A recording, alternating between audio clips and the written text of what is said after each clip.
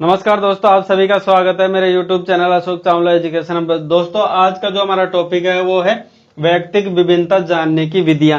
दोस्तों, इससे पहले हमने पढ़ा था वैयक्तिक विभिन्नता के बारे में, जो विभिन्नता के प्रकार हमने जाने।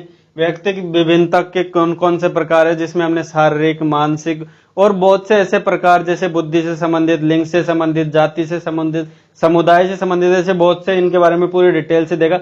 अगर आपने अभी तक वो वीडियो नहीं देखा हो तो पिछले मेरे जाके वीडियो विजिट करें। और आज का जो हमारा टॉपिक है वो इनको जो वैयक्तिक विभिन्नता यानी व्यक्तियों में जो विभिन्नता यानी जो असमानताएं पाई जाती है उसको किस प्रकार जान सकते हैं, उसकी विधियों के बारे में आज हम जानेंगे। देखो दोस्तों, बहुत से मनोवैज्ञानिक हुए ना, उन्होंने इनको जानने की यानी इनका परीक्षण करने की बहुत सी विधियां उन्होंने यानी एक स्रोत बहुत से बताए हैं। उसमें हम देखेंगे कि कौन कौन से ऐसे स्रोत हैं जिनके माध्यम से वैयक्तिक विभिन्नता यानी व्यक्ति में विभिन्नता यानी व्यक्ति में असमानताएं पाई जाती है, उसको किस प्रकार हम पहचान सकते हैं। उसमें दोस्तों हम देखते हैं पहली, व्यक्तित्व के आधार पर यानी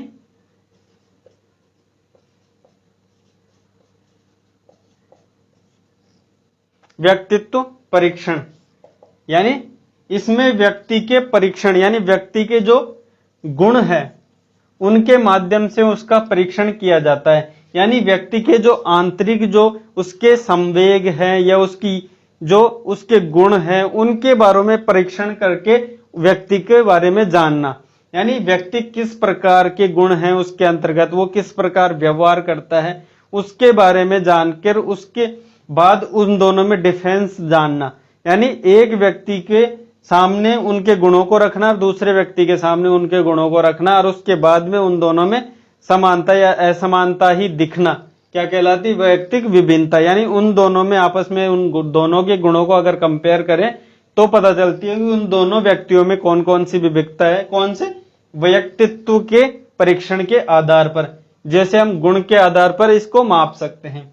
दूसरा देखते हैं दोस्तों, उपलब्धि परीक्षण।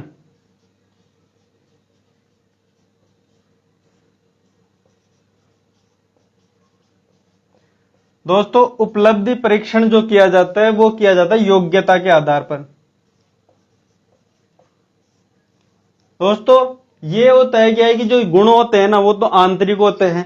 जैसे कि मैं कहूं व्यक्ति में कोई किताब पढ़ने के बाद उसमें कितना नॉलेज हुआ है, वो तो होते हैं उसके आंतरिक गुण। और वो डिग्री में कितना परसेंट कर पे या कितना परसेंट दिखा पाया है करने के बाद, वो होती है उसकी योग्यता, जो प्रमाणिक रूप में होती है उसकी डिग्री के रूप में। जिसे हम कह सकते हैं एक उसका मूल्यांकन, जो मूल्यांकन निकाला जाता है डिग्री के माध्यम से, वो होती है योग्यता, जो उपलब्धि परीक्षण के माध्यम से अपन जान सकते हैं। और जो गुण होते हैं वो आंतरिक परीक्षण के माध्यम से यानी व्यक्तित्व परीक्षण, जिसे अपन क्या बोलते हैं, व्यक्तित्व को पर्सनालिटी, यानी पर्सनालिटी के द्वारा गुणों के माध्यम से व्यक्ति में विभिन्नता देख सकते हैं, जांच सकते हैं, जान सकते हैं।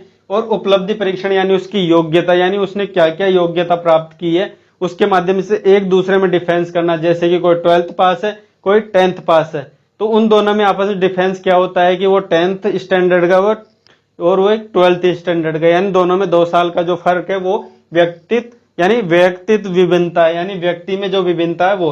उसके बाद तीसरा देखते हैं दोस्तों,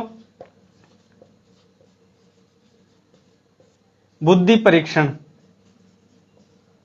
दोस्तों, बुद्धि परीक्षण हमने देखा है कि बुद्धि के परीक्षण के बारे में हमने बहुत से वीडियो पहले भी देखे हैं। उसमें बुद्धि परीक्षण का पहले तो क्या है कि जांच की जाती है। जांच कैसे पड़े? आईक्यू हमने देखी है। क्या देखा है? आईक्यू।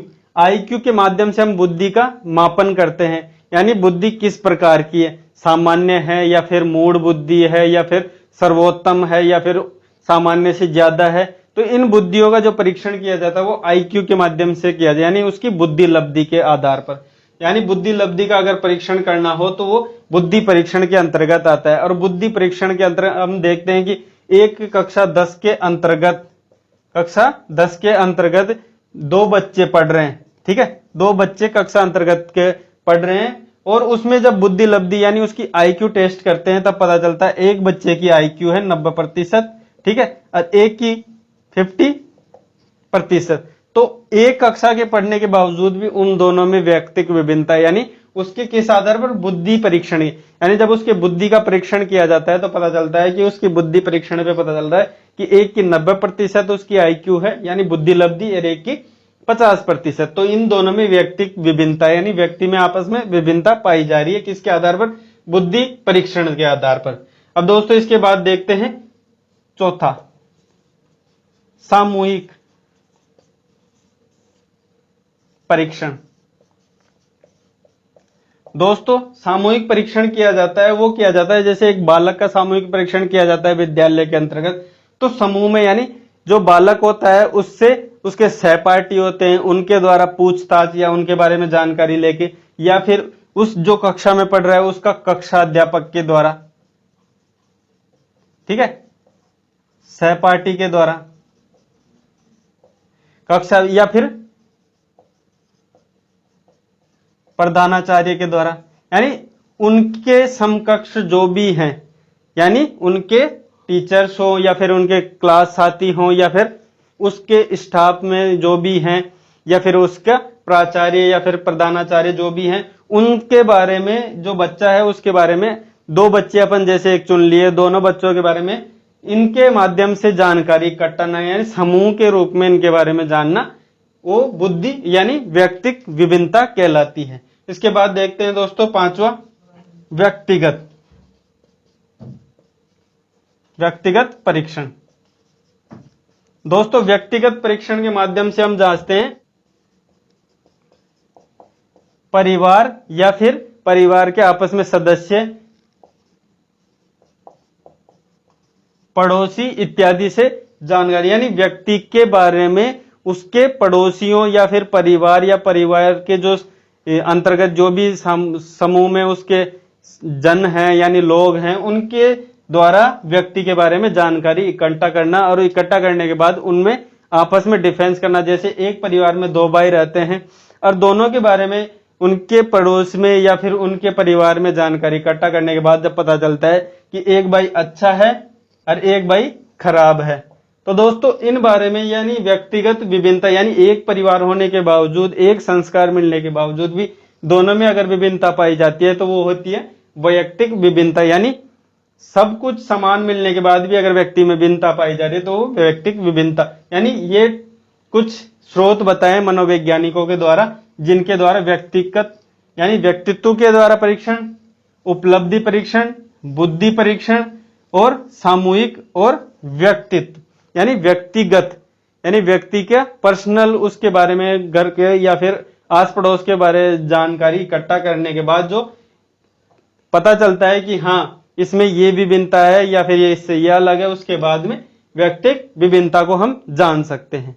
तो दोस्तों मनोवैज्ञानिकों के द्वारा ये कुछ स्रोत सुझाए गए हैं जिनके द्वारा हम व्यक्तिगत विभिन्नताओं को पहचान सकते हैं। दोस्तों आज का वीडियो कैसा लगा? अगर वीडियो अच्छा लगा हो तो लाइक, कमेंट और ज्यादा से ज्यादा शेयर करें। बाकी वीडियो देखने के लिए आपका बहुत बहुत धन्यवाद।